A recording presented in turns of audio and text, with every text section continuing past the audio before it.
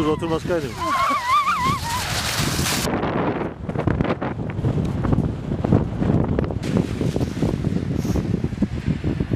Enteresan oluyor. Geçmiş olsun.